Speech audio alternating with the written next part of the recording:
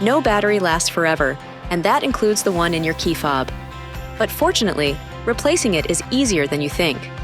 All you need is a small flat-bladed tool and a new battery, in this case, a CR2450 3-volt.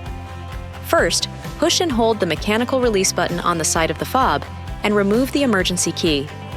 With the button side facing down, insert a small flat-bladed tool into the gap on the left side of the emergency key slot.